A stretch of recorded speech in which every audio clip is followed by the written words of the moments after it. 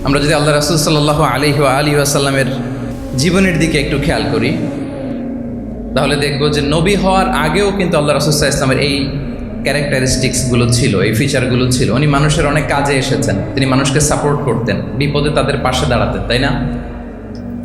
তিনি তো অফিসিয়ালি 40 বছর বয়সে নবী হলেন, যদিও আল্লাহর এলেমে তিনি অনেক আগে থেকেই নবী। কিন্তু দুনিয়াতে আল্লাহ রাসূল সাল্লাল্লাহু আলাইহি ওয়াসাল্লাম যখন 40 বছর বয়সে উপনীত হলেন, তখনই তো হেরা গুহায় নাজিল হলো, ইকরা বিসমি রাব্বিকাল্লাযী খালাক, read in the name of your lord who has created. এই যে 5টা আয়াত নাজিল হলো, উনি নিয়ে আসলেন, কাঁপতে লাগলেন। খাদিজা রাদিয়াল্লাহু তাআলা আনহার কাছে বললেন যে মনে হয় আমি মারা যাব, আমাকে কম্বল চাপা দাও, আমার ভয় লাগছে, আমি কাঁপছি। তখন খাদিজা রাদিয়াল্লাহু তাআলা আনহা ওনাকে আশ্বস্ত করলেন, ওয়াল্লাহি লা ইউখজিকাল্লাহু আবাদা, আপনি ভয় পাবেন না, আল্লাহ আপনাকে অপদস্থ করবেন না।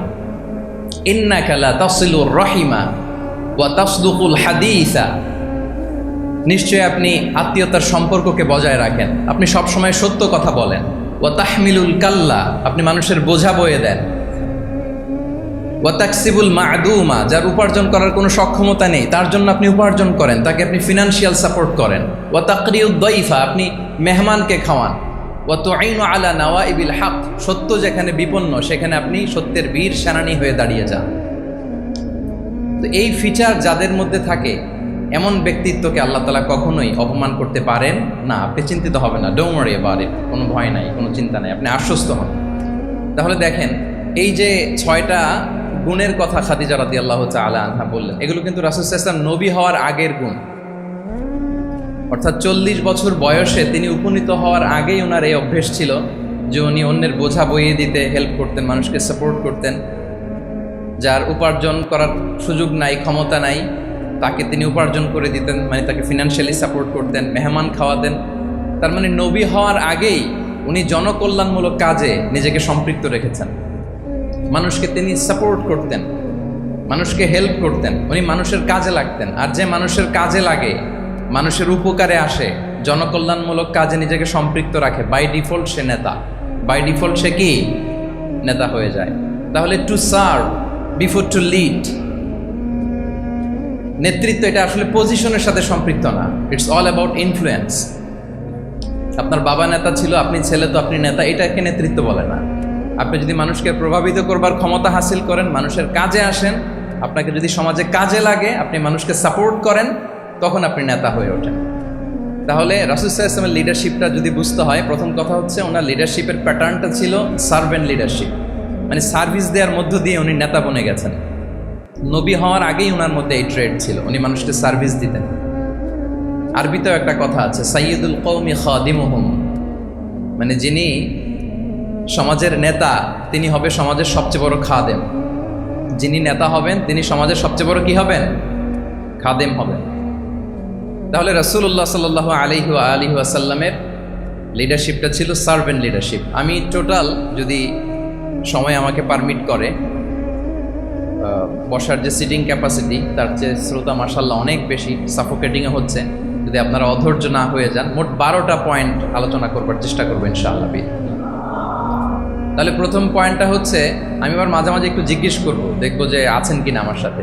প্রথম পয়েন্টটা হচ্ছে, প্রথম পয়েন্টটা কি? এই তো বলতে পারছে একজন, সবাই বলি প্রথম পয়েন্টটা কি? সার্ভেন্ট লিডারশিপ, মানে to serve before to lead. নেতা হওয়ার আগে খাদেম হইতে হবে। কি হইতে হবে? খাদেম হইতে পারলে আপনি বাই ডিফল্ট কি? নেতা। তাহলে আল্লাহ রাসূল সাল্লাল্লাহু আলাইহি ওয়াসাল্লামের নেতৃত্বের প্রথম কথা হচ্ছে ওনার লিডারশিপ প্যাটার্নটা ছিল সার্ভেন্ট লিডারশিপ। এটা হচ্ছে নাম্বার 1। 2 নম্বর কথা হচ্ছে, নেতৃত্বের জন্য যেটা লাগে সেটা হচ্ছে কম্পিটেন্স। কিছু কম্পিটেন্স লাগে, এর মধ্যে অন্যতম কম্পিটেন্স হচ্ছে অ্যালোকুয়েন্স, বাগ্মিতা, বক্তব্যের পারঙ্গমতা, এটা লাগে। মানে যিনি নেতা হবেন তিনি কথা বলতে জানতে হবে, কথা বলতে পারতে হবে। এবার বলেন তো, আল্লাহ রাসূল সাল্লাল্লাহু আলাইহি ওয়াসাল্লামের এই কোয়ালিটিটা ছিল কি ছিল না? অসাধারণ কমিউনিকেশন স্কিল ছিল আল্লাহ রাসূল সাল্লাল্লাহু আলাইহি ওয়াসাল্লাম। এবং ওনার পাবলিক স্পিকিংয়ের যে কি দক্ষতা, আমরা ওনার বিভিন্ন বক্তব্যে, ওনার জুমার খুতবায়, ওনার বিভিন্ন আলোচনায়, বক্তব্যগুলো থেকে আমরা বুঝতে পারি। তাহলে নেতা হইতে হলে তার এলোকোয়েন্স লাগে, বাগ্মিতা লাগে। একজন মানুষ সর্বপ্রথম কোন জিনিসের প্রেমে পড়ে জানেন? কথার প্রেমে পড়ে।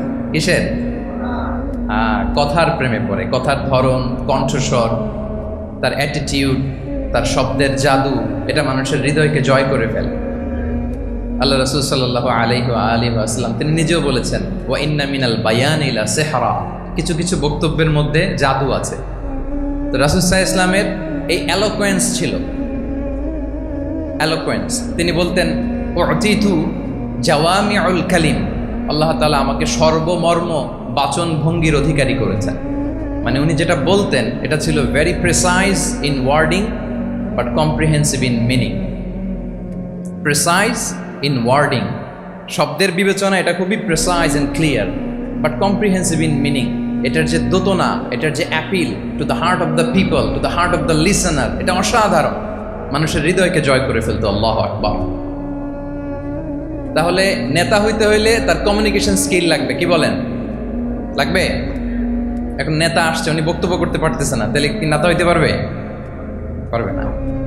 তাহলে পাবলিক স্পিকিং, কমিউনিকেশন স্কিল, এটা ইটস এ মাস্ট, এটা নেতার লাগবে। যেমনটি রাসূলুল্লাহ সাল্লাল্লাহু আলাইহি ওয়া আলিহি ওয়াসাল্লামের ছিল। উনি সর্বমর্ম বাচন ভঙ্গির অধিকারী ছিলেন। বলতেন কম, কিন্তু এটার অ্যাপিল ছিল অনেক বেশি, এটার ব্যাখ্যা হয়ে যেত অনেক। রাসূল সাল্লাল্লাহু আলাইহি ওয়াসাল্লামের সবচাইতে বড় ভাষণটি ছিল বিদায় হজের ভাষণ, খুব সম্ভবত। ওই ভাষণের টেক্সটগুলোকে যদি একসাথে করা হয়, আমার মনে হয় 10 মিনিটের বেশি লাগবে না ওই টেক্সটগুলো পড়তে। তার মানে সবচাইতে বড় যে ভাষণ ওনার, ওটা কত ছিল? 10 থেকে 12 মিনিটের ভাষণ ছিল।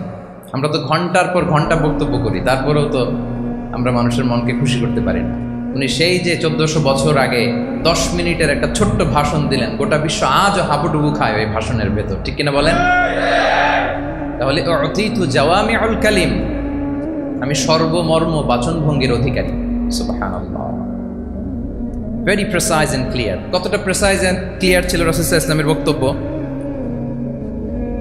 আম্মা জান আয়েশা রাদিয়াল্লাহু তাআলা আনহা বলেন, লাউ আদ্দাহুল আদ্দু লা আহসাহু, তিনি যখন বক্তব্য করতেন, কেউ যদি চাইতো যে দেখি কয়টা শব্দ বললেন বক্তব্যে, কয়টা বাক্য বললেন, চাইলে মুহূর্তে গুনে ফেলা যেত সেটা।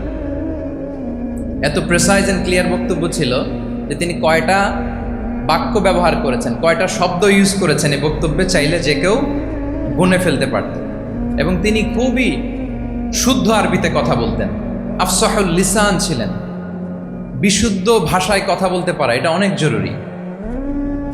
রাসূল সাল্লাল্লাহু আলাইহি ওয়াসাল্লাম অত্যন্ত বিশুদ্ধ আরবিতে কথা বলতেন, এবং বিশুদ্ধ আরবি জানাটা বা বিশুদ্ধ ভাষাটা এত জরুরি যে আল্লাহ তাআলা তার প্রিয় হাবিবকে এই বিশুদ্ধ ভাষা শেখানোর জন্য মায়ের বুকের দুধ খাওয়া থেকে বঞ্চিত রেখেছিলেন। আমি আবারও বলছি, বিশুদ্ধ ভাষাটা এত জরুরি যে আল্লাহ তাআলা তার প্রিয় হাবিবকে মায়ের বুকের দুধ থেকে বঞ্চিত রেখেছেন শুধু বিশুদ্ধ ভাষার জন্য। তিনি কিন্তু মায়ের বুকের দুধ খেতে পারেন না। হালিমাতু সাদিয়ার সাথে সেই বনু সাদ গোত্রে চলে গিয়েছেন, সেখানে ছিলেন। হালিমাতু সাদিয়া ওনাকে দুধ খাইয়েছেন। এরপরে যখন মরুভূমির চমৎকার পরিবেশে একেবারে বিশুদ্ধ আরবি তিনি শিখেছেন, আবার শিশু মুহাম্মদ সাল্লাল্লাহু আলাইহি ওয়াসাল্লামকে তিনি তার মায়ের কাছে ফিরিয়ে দিয়েছেন। তাহলে চিন্তা করে দেখেন যে বিশুদ্ধ ভাষার জন্য মায়ের বুকের দুধকে স্যাক্রিফাইস করা হয়েছে। আল্লাহু আকবার। তাহলে আম্মা জান আয়েশা রাদিয়াল্লাহু তাআলা আনহা বলতেন, লাউ আদ্দাহুল আদ্দু লা আহসাহু, চাইলে যে কেউ গুনতে পারতো যে তিনি প্রিয় নবীজি কয়টা বাক্য বললেন, কয়টা শব্দ। এত প্রিসাইজ এন্ড ক্লিয়ার ছিল।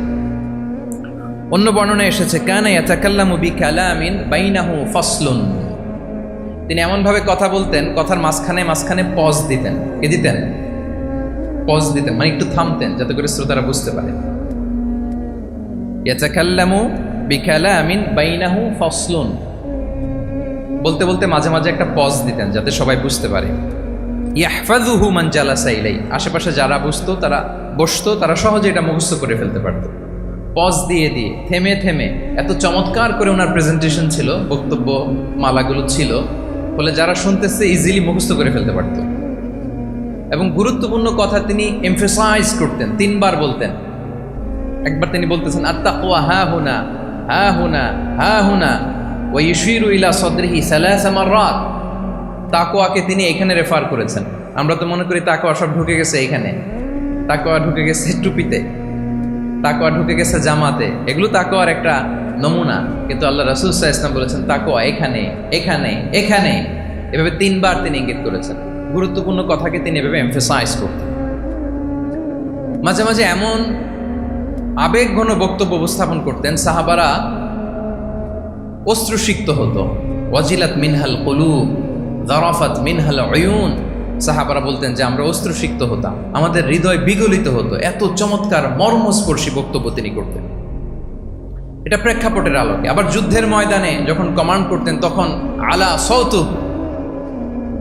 ওয়াশতাদ্দা গদাবু, তিনি রেগে যেতেন, উঁচু কণ্ঠে তিনি কথা বলতেন, মনে হচ্ছে একজন সেনাবাহিনীর কমান্ডার তার ব্যাটালিয়নকে কমান্ড করছেন। আল্লাহু আকবার। তাহলে বক্তব্যের যত দিক হতে পারে, স্লো মোশনে, খুব তেজস্বী বক্তব্য, খুব জ্বালাময়ী বক্তব্য, আবার মর্মস্পর্শী বক্তব্য, সব ধরনের বক্তব্য তিনি করতেন। সুবহানাল্লাহ। তাহলে অ্যালোকোয়েন্স, 2 নাম্বার হচ্ছে অ্যালোকোয়েন্স। কম্পিটেন্সের খুব গুরুত্বপূর্ণ একটা অংশ হচ্ছে অ্যালোকোয়েন্স, বাগ্মিতা। এটা একজন নেতার থাকা চাই। কি বলেন? একজন নেতার এরকম বক্তব্য দিতে জানতে হবে না? আল্লাহ রাসূল সাল্লাল্লাহু আলাইহি ওয়া আলিহি ওয়াসাল্লাম তিনি ঠিক এইভাবে বক্তব্য করতেন। মাঝে মাঝে তিনি ইমোশনাল ইন্টেলিজেন্স ইউজ করতেন, মানে আবেগ অনুভূতিকে নাড়িয়ে দিয়ে শ্রোতাকে প্রভাবিত করে ফেলা। স্পিরিচুয়াল ইন্টেলিজেন্স বা ইমোশনাল ইন্টেলিজেন্স তিনি বক্তব্যের মধ্যে ব্যবহার করতেন। এমনভাবে তিনি নাসিহাত করতেন, এমনভাবে কথা বলতেন, মানুষের আবেগ অনুভূতিকে তিনি নাড়িয়ে দিতেন। আল্লাহু আকবার। ছোট্ট একটা উদাহরণ এখানে আমি হাজির করি। আপনারা হুনাইনের যুদ্ধের কথা নিশ্চয়ই শুনেছেন। কত হিজরিতে হয়েছিল? হ্যাঁ, আজকে তো অনেক পুরস্কার বিজয়ীদেরকে দেখলাম আমরা, মাশাআল্লাহ। কত? 8ম হিজরি। তার মানে মক্কা বিজয়ের ইমিডিয়েট পরেই, কয়েক সপ্তাহ পরেই তো হুনাইনের যুদ্ধ হয়েছিল। তো এই হুনাইনের যুদ্ধে অনেক ওয়ার বুটিজ মুসলমানদের করতলগত হয়েছিল, মানে অনেক গানিমাত, অনেক সম্পদ ওনারা যুদ্ধ শেষে যুদ্ধলব্ধ সম্পদ হিসেবে পেয়েছিলেন। 24,000 উট। কত উট? 24,000 উট, প্রায় 40,000 ভেড়া। এত পরিমাণ গনিমত যখন রাসূল সাল্লাল্লাহু আলাইহি ওয়াসাল্লাম পেলেন, তিনি এগুলো বন্টন করতে শুরু করলেন। কিন্তু রাসূল সাল্লাল্লাহু আলাইহি ওয়াসাল্লাম তিনি বন্টন করতে যে আনসারি সাহাবীদেরকে, অর্থাৎ মদিনার যে সাহাবারা, তাদেরকে কিছুই দিলেন না, বরং তিনি মক্কার সাহাবাদেরকে দিলেন, অন্যান্য গোত্রের লোকদেরকে দিলেন, আশেপাশের সবাইকে দিলেন, কিন্তু দিলেন না কাদেরকে? আনসারি সাহাবীদের। ফলে এত বিশাল ওয়ার বুটিজ, এর মধ্যে থেকে কিছুই আনসারিরা পেল না। ওনাদের মধ্যে ক্ষোভের জন্ম নিল, ওনাদের মধ্যে একটু অসন্তোষ তৈরি হলো, ক্ষোভের জন্ম হলো, এবং ক্ষোভ থেকে ওনারা সমালোচনা করতে আরম্ভ করলেন আল্লাহ রাসূল সাল্লাল্লাহু আলাইহি ওয়াসাল্লামের। এবং সমালোচনা করতে করতে এটা এমন পর্যায়ে চলে গেল, এক পর্যায়ে তারা বলতে আরম্ভ করলো যে আমরা ওনার জন্য জান দিলাম, জীবন দিলাম, আজকে উনি এত সম্পদ পেয়ে সব নিজ এলাকার লোকদের মাঝে বন্টন করে দিল, এটা কি ঠিক করলো উনি? আল্লাহ তাআলা আল্লাহর নবীকে ক্ষমা করুক, আল্লাহ তার রাসূলকে ক্ষমা করুক। মানে কেমন যেন রাসূল একটা ভুল করে ফেলছেন, রাসূল সাল্লাল্লাহু আলাইহি ওয়াসাল্লাম ওনাদেরকে দিতে বাধ্য ছিলেন, এটা যেহেতু দেন নাই, আল্লাহ তার রাসূলকে ক্ষমা করুক, এরকম একটা কথা তারা বলে ফেললেন। তো এটা তো অনেক বড় কথা। আল্লাহ রাসূল সাল্লাল্লাহু আলাইহি ওয়া আলিহি ওয়াসাল্লাম যখন এই কথা শুনলেন, তখন তিনি আনসারি সাহাবীদেরকে জড়ো করে একটা গেট টুগেদার করে এমন ইমোশনালি ওনাদেরকে কাবু করলেন, ইমোশনাল ইন্টেলিজেন্স ইউজ করলেন। এখানে তারা এসেছিল ক্ষোভ নিয়ে, অসন্তোষ নিয়ে, পরে সবাই কান্না করে রাসূল সাল্লাল্লাহু আলাইহি ওয়াসাল্লামের কাছে ক্ষমা চেয়ে সেই মজলিস থেকে উঠতে বাধ্য হয়েছে। তিনি সবাইকে ডেকে বললেন, ইয়া মা'আশারাল আনসার, আলাম আতিকুম দুল্লালান ফাহাদাকুমুল্লাহ ওয়া আলাতান ফাআগনাকুমুল্লাহ ওয়া আ'দাআন ফাআল্লাফাল্লাহু বাইনা কুলুবিকুম। চমৎকার চমৎকার এক্সপ্রেশন, যে ওহে আনসাররা, আমি কি তোমাদেরকে পথভ্রষ্ট পাইনি, পথহারা পাইনি? আমার ওসিলায় তোমরা হেদায়েতের দেখা পেয়েছো। আমি কি তোমাদেরকে নিঃস্ব পাইনি? আমার ওসিলায় তোমরা সমৃদ্ধ হয়েছো, সম্পদশালী হয়েছো। আমি কি তোমাদেরকে যুদ্ধরত অবস্থায় পাইনি? আউস খাজরাজ তোমরা তো ফাইট করতেছিলে ইচ আদার। আমি যে তোমাদের মধ্যে সম্প্রীতি আর ভালোবাসার মেলবন্ধনে তোমাদেরকে একত্রিত করে দিলাম। আওয়াজাতুম ফি আনফুসিকুম ফি লুআআতিন মিনাদ দুনিয়া, আর দুনিয়ার সামান্য কিছু জিনিসের কারণে তোমরা মনে কষ্ট পাচ্ছ, যেটা দিয়ে আমি কিছু মুসলিমদের হৃদয়কে আকৃষ্ট করছিলাম। তাআল্লাফতু বিহা কওমান লিউসলিমু ওয়া ওয়াকালতুকুম ইলা ইসলামিকুম। আমি কিছু মুসলিমদেরকে এগুলো দিয়ে তাদের হৃদয়টাকে ইসলামের প্রতি আরো অ্যাট্রাক্টেড করতেছিলাম। আর তোমাদেরকে তোমাদের ইসলামের উপরই আমি ছেড়ে দিয়েছি। আমি জানি আমার আনসাররা তাদের হৃদয়ে যে ইসলাম আছে এটাই তাদের জন্য যথেষ্ট। আমা তারদাউনা আইয়াযহাবান নাসু বিশ-শাতি ওয়াল বাঈর ওয়া তারজিউনা বিরাসূলিল্লাহি ফি রিহালিকুম। Won't you be happy that people go back to their country with sheep and camel and you go back to your country with Rasulullah? Allahu Akbar। তোমরা কি এতে খুশি হবে না মানুষ উট আর ভেড়া নিয়ে তাদের এলাকায় ফিরবে আর তোমরা আল্লাহর রাসূলকে নিয়ে তোমাদের এলাকায় ফিরবে? এরকম একটার পর একটা ইমোশনালি রাসূল সাল্লাল্লাহু আলাইহি ওয়াসাল্লাম যখন আনসার সাহাবীদেরকে কাবু করতে লাগলেন, ওনারা এমনভাবে কান্নার রোল জুড়ে দিল, এমনভাবে অনুতপ্ত হলো, কাঁদতে শুরু করলো। পরে এরা বলতে আরম্ভ করলো, আমি তো 2-1টা বাক্য বললাম, লম্বা চূড়া মন মাতানো বক্তব্য, হৃদয়স্পর্শী বক্তব্য। তারা বললো, ইয়া রাসূলুল্লাহ, আমরা শুধু আপনাকে পেয়েই খুশি। রাসূল সাল্লাল্লাহু আলাইহি ওয়াসাল্লাম বলেন, গোটা বিশ্বের মানুষ যদি এই পথ ধরে আর আনসারীরা যদি এই পথ ধরে, আমি এই পথ ছেড়ে দিয়ে আনসারীদের পথে হাঁটব। আল্লাহ তুমি আনসারদের ক্ষমা করো, তাদের সন্তানদের ক্ষমা করো, তাদের নাতিদেরকে ক্ষমা করো। এভাবে মর্মস্পর্শী বক্তব্য যখন ইমোশনাল ইন্টেলিজেন্স দিয়ে যখন রাসূল সাল্লাল্লাহু আলাইহি ওয়াসাল্লাম বললেন, সব আনসারী সাহাবারা কাঁদতে আরম্ভ করলেন। সবাই ফাবাকাল কওমু হাত্তা আখদালু লুহাহুম, তাদের প্রত্যেকের দাড়ি ভিজে গেল, এমন কান্না জুড়ে দিল। আল্লাহু আকবার। তাহলে এটা ছিল রাসূল সাল্লাল্লাহু আলাইহি ওয়াসাল্লামের বক্তব্যের মাধ্যমে শ্রোতাদের মাঝখানে প্রভাব সৃষ্টি করার ক্ষমতা। চিন্তা করতে পারেন, হৃদয় কেঁপে ওঠে না এই কথা শুনলে? Won't you be happy people go back to their home with sheep and camel and you take the messenger of Allah with you? মানুষ ছাগল ভেড়া নিয়ে ফিরতেছে, তোমরা তো আল্লাহর নবীকে নিয়ে ঘরে ফিরতেছো। আল্লাহু আকবার। তাহলে এই কম্পিটেন্সটা লাগে একজন নেতা, তিনি এরকম মর্মস্পর্শী বক্তব্য দিতে জানতে হবে। কি বলেন? এটা দরকার আছে না? আচ্ছা, তাহলে রাসূল সাল্লাল্লাহু আলাইহি ওয়াসাল্লামের লিডারশিপ নিয়ে যেহেতু কথা বলছে, প্রফেটিক লিডারশিপ, প্রথমটা বলেছিলাম ওনার লিডারশিপের স্টাইল কি ছিল?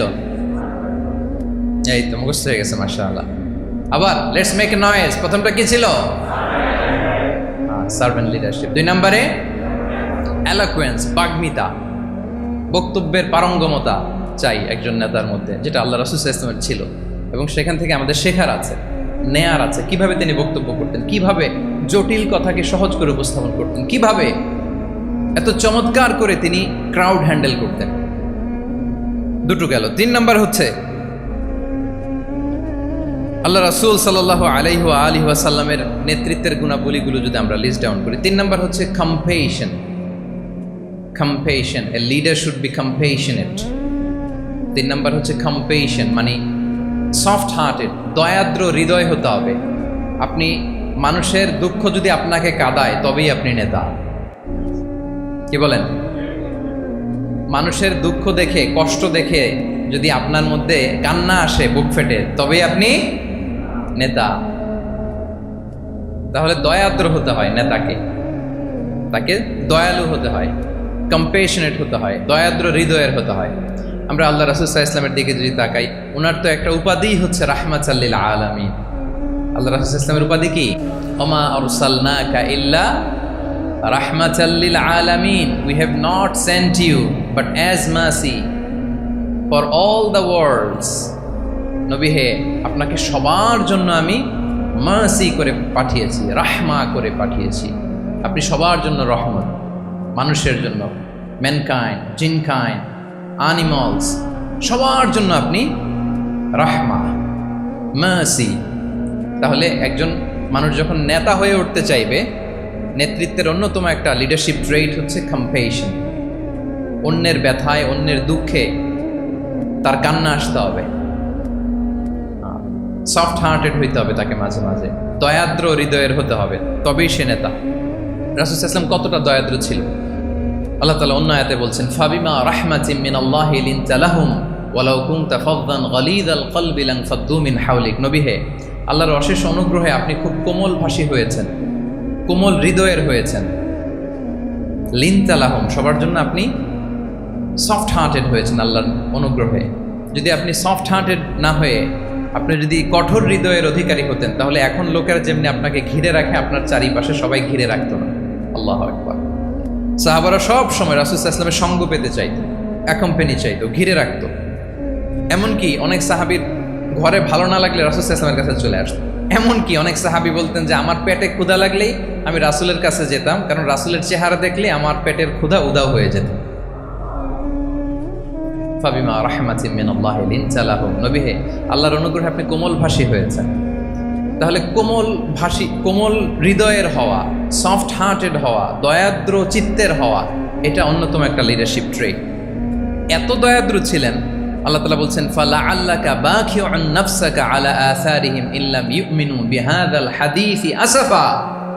রাসূল সাল্লাল্লাহু আলাইহি ওয়াসাল্লাম বারবার মক্কার কুরাইশদের কাছে যেত, বারবার কাফিরদের কাছে যেত, যেন তারা ঈমান আনে, যেন তারা খারাপ রাস্তা ছেড়ে দিয়ে ভালো রাস্তায় আসে। বারবার চিন্তা করতো যে ইস, কেন তারা লা ইলাহা পড়ে না, কেন তারা সত্যের পথে ফিরে আসে না। হায় রে, একটুর জন্য তো তারা সামান্য আমার কথাটা শুনলেই তো বেঁচে যেত, ইস একটু আমার কথা মানলেই তো জাহান্নাম থেকে বেঁচে যেত। এরকম অস্থির হয়ে তাদের পেছনে ছুটতেন। আল্লাহ তাআলা বলেছেন, নবী হে আপনি ওদের পেছনে ছুটতে ছুটতে আপনি তো নিজেকেই শেষ করে দিবেন। বাখিউন নাফসাক, আপনি তো নিজের দিকে খেয়াল করছেন না, নিজের শরীরের দিকে খেয়াল করছেন না, নিজের স্বাস্থ্যের দিকে, সময়ের দিকে, আপনি পাগল পাড়া হয়ে তাদেরকে বাঁচানোর জন্য ছুটছেন। তাহলে কতটা দয়াদ্র কোমল হৃদয়ের অধিকারী হলে যে কাফেররা রাসূল সাল্লাল্লাহু আলাইহি ওয়াসাল্লামকে ফিজিক্যালি মেন্টালি এমন কোনো টর্চার নেই করে নাই, তাদের পিছনে পিছনে ছুটতেন তিনি। হায় রে, একটু যদি ইমানের রাস্তায় আনা যায়, কোনোভাবে যদি তাদেরকে বুঝিয়ে কনভিন্স করা যায়, তাহলে কম্প্যাশনেট, দয়ালু হওয়া, এটা নেতৃত্বের অন্যতম একটা গুণ। আপনার হৃদয়ে দয়া থাকতে হবে, মায়া থাকতে হবে সবার জন্য, কারণ নেতা তিনি তো সবার। লেটসে বাংলাদেশের যিনি প্রধানমন্ত্রী হবেন, আরো রেলেভেন্ট হয়ে যাচ্ছে এখন কথা, সামনে তো নির্বাচন আসতেছে, সো কেউ না কেউ তো প্রধানমন্ত্রী হবে। তো উনি যখন প্রধানমন্ত্রী হবে, ধরেন উনি কি শুধু ওনার দলের প্রধানমন্ত্রী হবেন? তাহলে উনি 18 কোটি মানুষের প্রধানমন্ত্রী হবেন, ঠিক কিনা বলেন? তাহলে সবার জন্য ওনার হৃদয়ে দয়া, ভালোবাসা, এটা থাকার দরকার আছে না নাই? তিনি সবার প্রতি কোমল হৃদয়ের হইতে হবে, দয়াদ্র হইতে হবে। প্রধানমন্ত্রী উনি শুধু নিজ দলের প্রধানমন্ত্রী নন, 18 কোটি মানুষের প্রধানমন্ত্রী। তাহলে সফট হার্টেড হইতে হবে। রাসূল সাল্লাল্লাহু আলাইহি ওয়াসাল্লামের মধ্যে এটা ছিল। সবসময় তিনি মাজলুমদের পাশে থাকতেন। আপনারা হিলফুল ফুজুলের কথা জানেন। ওনার বয়স যখন 35, ইয়ামানের এক ব্যবসায়ী আসছিল মক্কায় ব্যবসা করতে। পণ্য বিক্রির পরে আস ইবনে ওয়াইল নামে এক দুষ্ট জালেম, সে পণ্য নিয়ে বলে আমরা এই এলাকার লোক, আমরা দাম দিব না, কি করতে পারো করো। এই লোক কান্না জুড়ে দিল। তার কান্না দেখে রাসূল সাল্লাল্লাহু আলাইহি ওয়াসাল্লামের হৃদয়ে দয়া হলো। তিনি ওনার চাচা জুবাইর ইবনে আব্দুল মুত্তালিব সহ ওনার মতো যারা ইয়াং স্টার আছে সবাইকে নিয়ে একটা সংঘ করলেন। এটাই তো হালাফুল ফুদুল, মূলত নাম হচ্ছে হালাফুল মুত্তাইয়িবিন। জাহিলি যুগে ওনাদের প্রথা ছিল, কোনো একটা ভালো কাজে কেউ যখন এক হতো, রং ভর্তি বালতির ভেতরে হাত ঢুকিয়ে তারা পাথরের মধ্যে ওই হাতের ছাপ দিত, সবাই ওইখানে ছাপ দিত।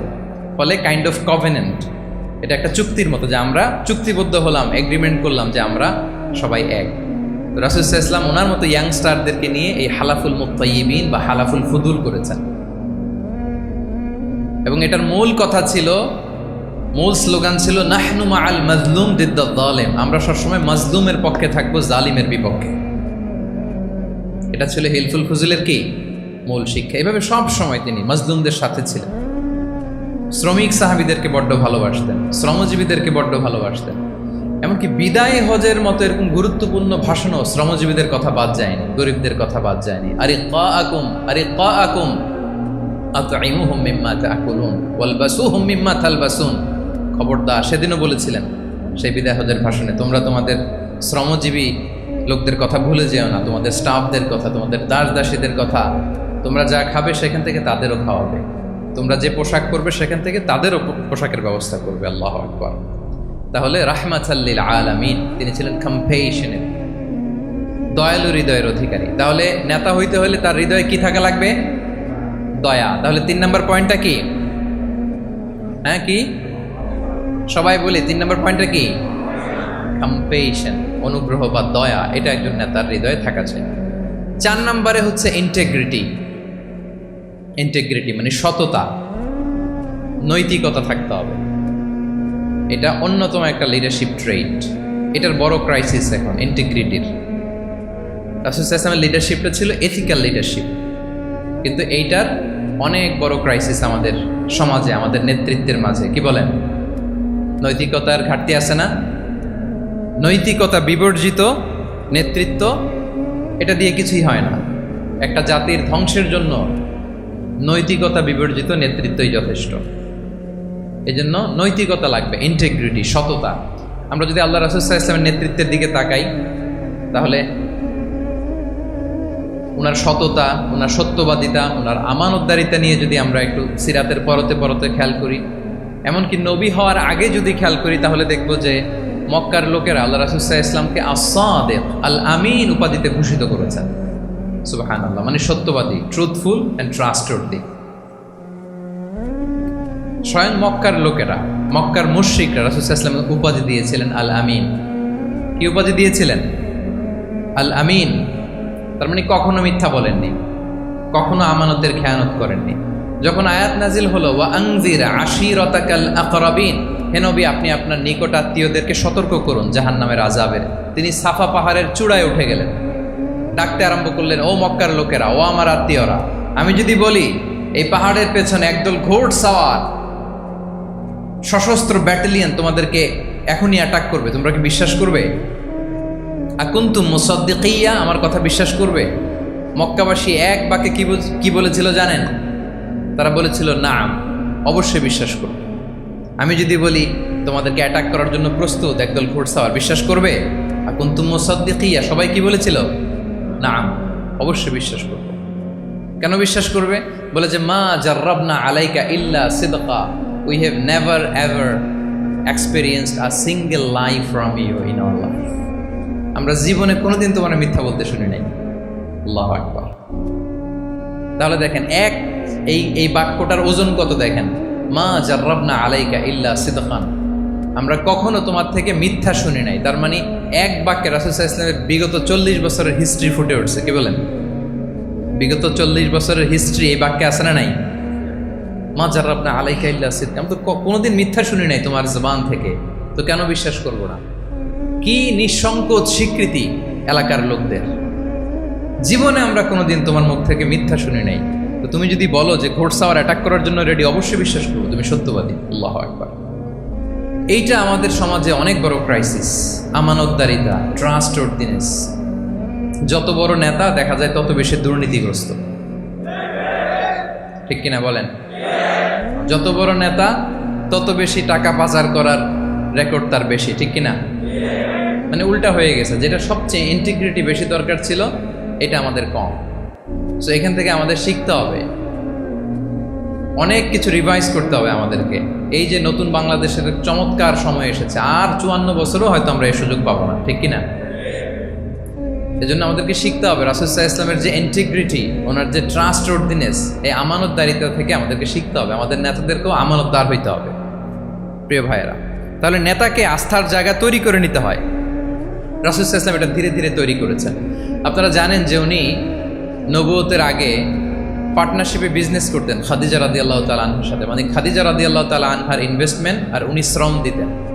তো উনি সিরিয়াতে গিয়েছেন পণ্য নিয়ে, মালামাল নিয়ে। ওনার ব্যবসা বাণিজ্যের ধরন কেমন এটা দেখবার জন্য খাদিজা রাদিয়াল্লাহু তাআলা আনহা ওনার এক বান্ধবীকে পাঠিয়েছিলেন ওই ক্যারাভ্যানে, ওই কাফেলায়। নাম ছিল মাইসারা। কি নাম? মাইসারা। তো মাইসারাকে বলেছে, মাইসারা তুমি দেখবা যে টাকা পয়সা আবার উল্টাপাল্টা করে কিনা, ঠিকঠাক মতো ব্যবসা করে কিনা, আমার huge investment, on behalf of me তুমি এই ক্যারাভানে থাকবে আর দেখবে যে মোহাম্মদ ঠিকঠাক বিজনেসটা করে কিনা। আল্লাহু আকবার। মাইসারা এই সফর শেষে এসে খাদিজা রাদিয়াল্লাহু তাআলা আনহার কাছে এমন পজিটিভ রিভিউ দিয়েছে, এই রিভিউ শুনেই খাদিজা রাদিয়াল্লাহু তাআলা আনহা বিষ্ণু ইসলামকে বিয়ে করার জন্য রাজি হয়ে গেছে। আলহামদুলিল্লাহ।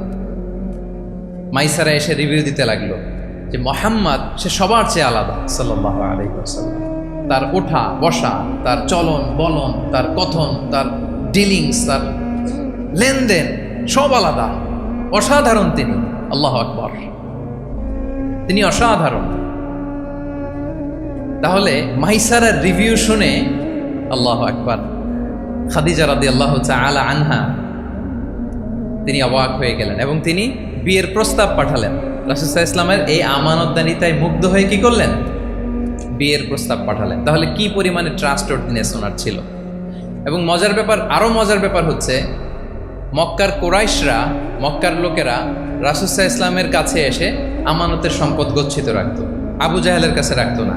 উতবা, শাইবা, ওয়ালিদ ইবনে মুগিরা কারো কাছে রাখতো না।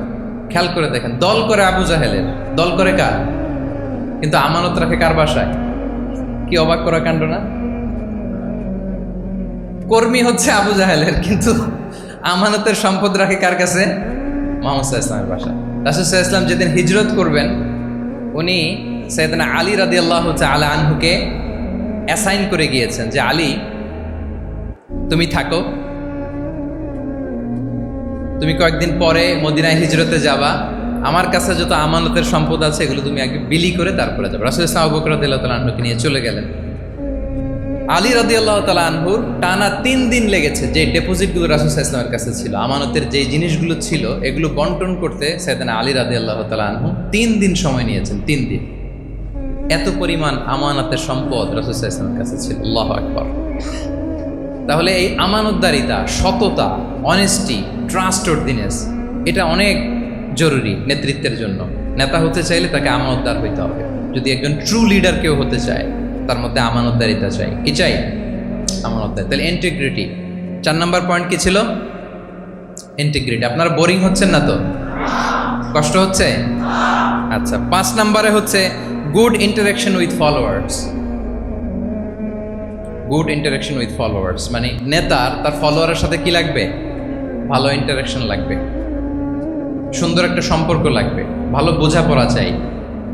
একজন ভালো নেতৃত্বের বৈশিষ্ট্য হচ্ছে নেতা তার ফলোয়ারের সাথে কি করবে? ইন্টারেক্ট করবে। এখানেই বস আর লিডারের মধ্যে পার্থক্য। বস কি করে? খালি হুকুম, অর্ডার করে শুধু। বসের কাজ হচ্ছে এই ডুজ অ্যান্ড ডোন্টস বলে দেয়, এইটা করা যাবে, ওইটা করা যাবে, মানে অর্ডার করে, ডিরেক্ট করে। কিন্তু লিডার কি করে? গাইড করে, মেন্টরিং করে, ইন্সপায়ার করে, মোটিভেট করে। So here is the difference between leader and boss. তাহলে বসই হওয়া যাবে না। নেতা হইতে চাইলে বসই হওয়া যাবে না। You have to interact with your followers. আপনার ফলোয়ারের সাথে ইন্টারাকশন লাগবে, তবেই আপনি নেতা।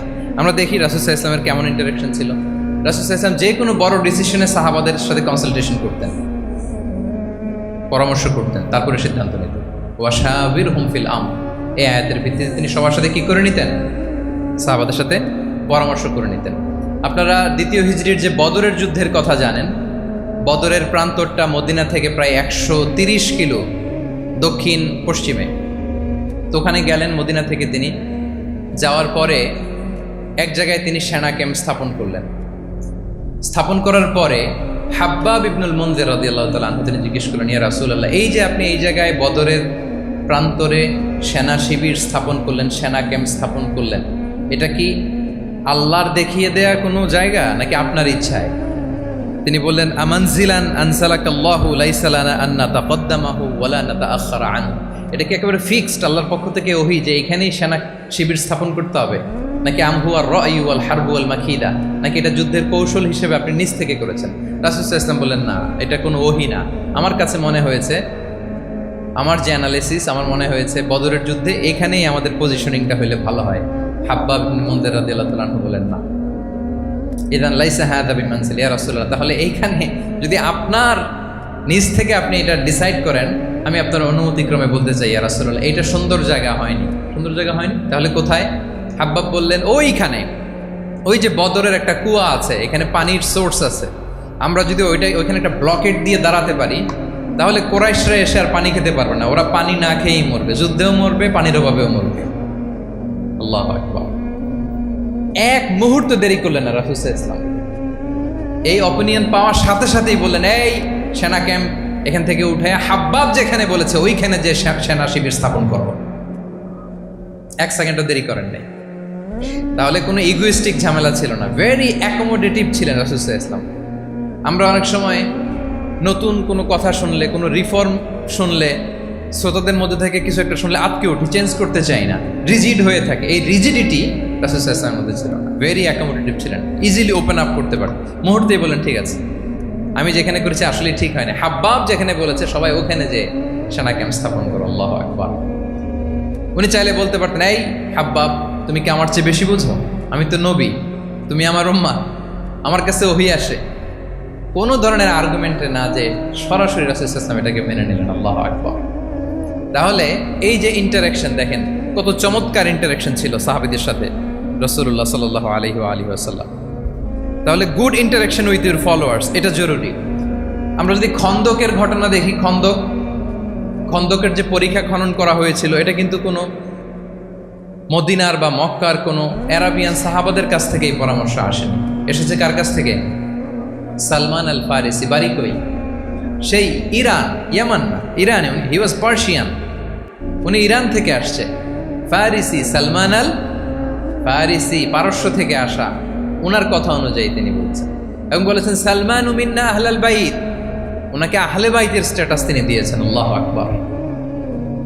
তাহলে ইজিলি তিনি সাহাবীদের কাছ থেকে চমৎকার অপিনিয়ন আসলে সেটাকে পিক করতেন এবং তাদের সাথে চমৎকার ইন্টারাকশন ছিল।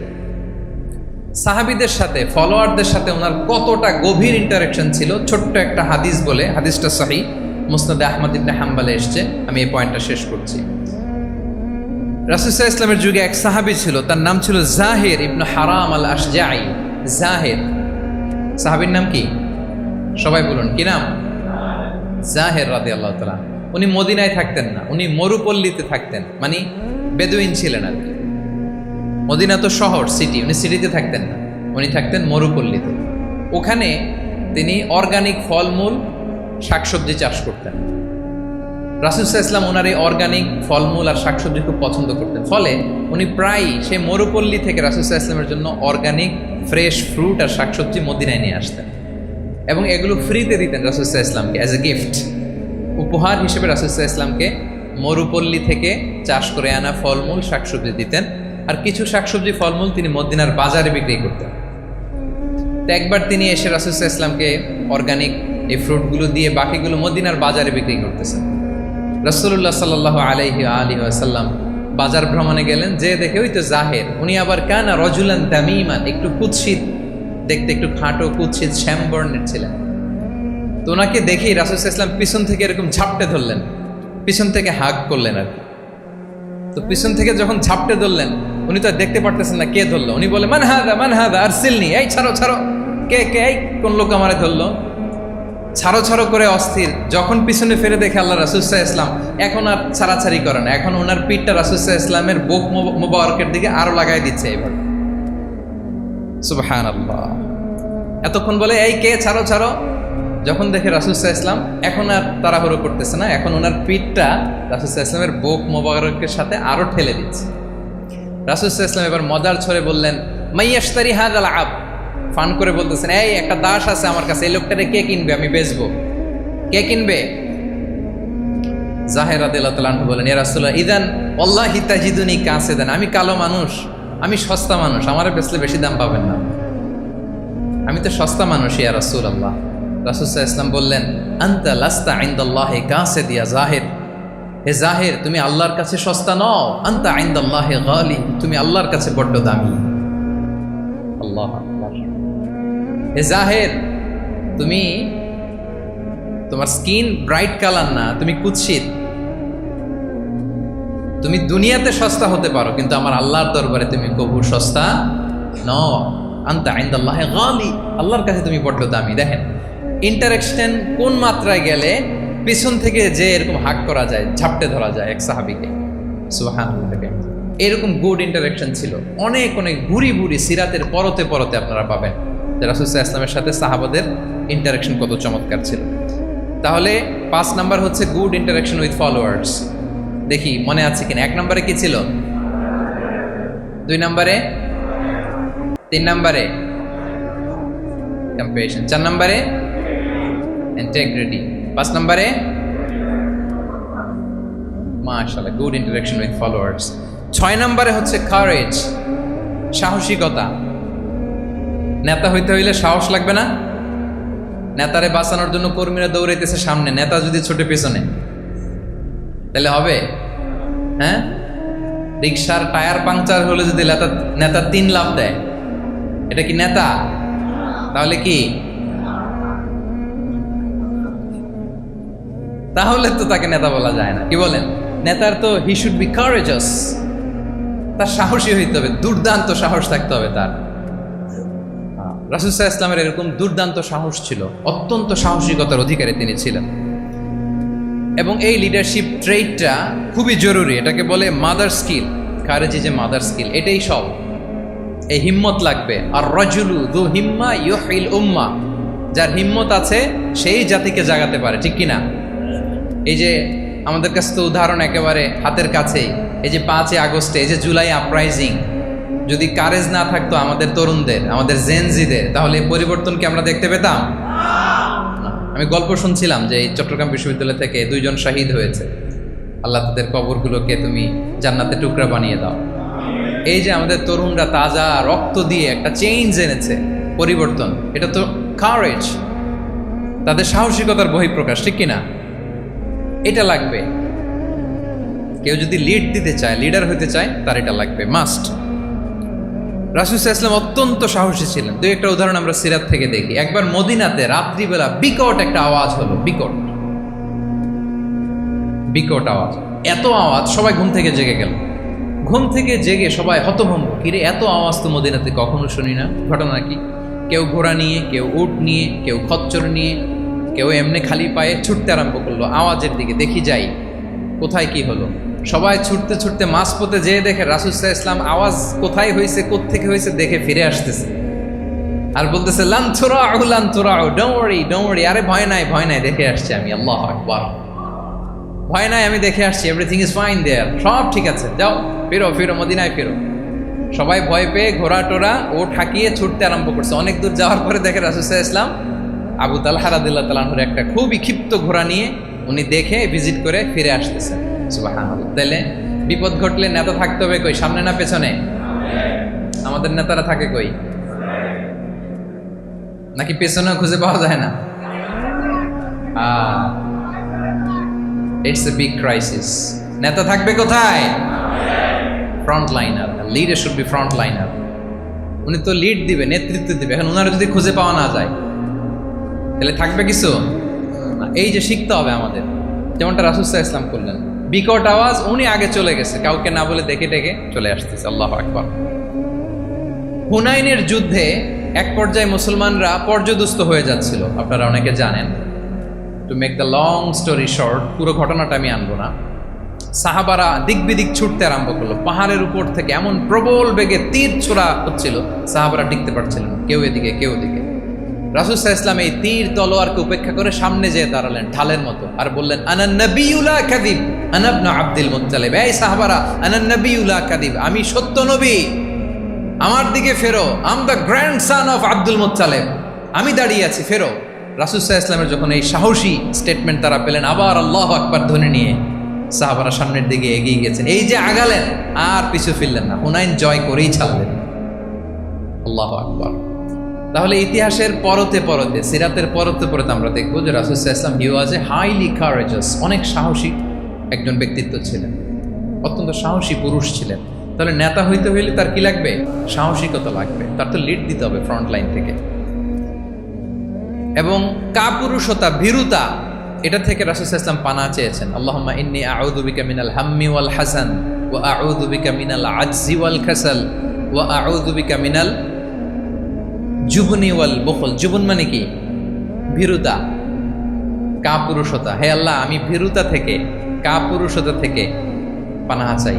আমরা যেন কাপুরুষ না হই, আমরা যেন ভীরু না হই, আমরা যেন সত্যের বীর সেনানী হয়ে আবু সাঈদের মতো এরকম 2 হাত প্রসারিত করে দাঁড়াতে পারি, ঠিক কিনা? এই যে courageous Abu Sayeed, is the icon of courage of Bangladesh. কি বলেন? এই যে বুক টান টান করে যে হাত 2টা প্রসারিত করে দাঁড়ালো, আল্লাহু আকবার। গোটা বিশ্ব এখন তাকে আইকনিক ফিগার হিসেবে মেনে নিছে। কি বলেন? গোটা বিশ্ব তাকে চিনছে, তার জন্য দোয়া করছে।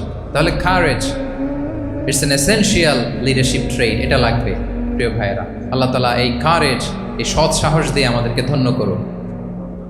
কটা গেল? 6টা।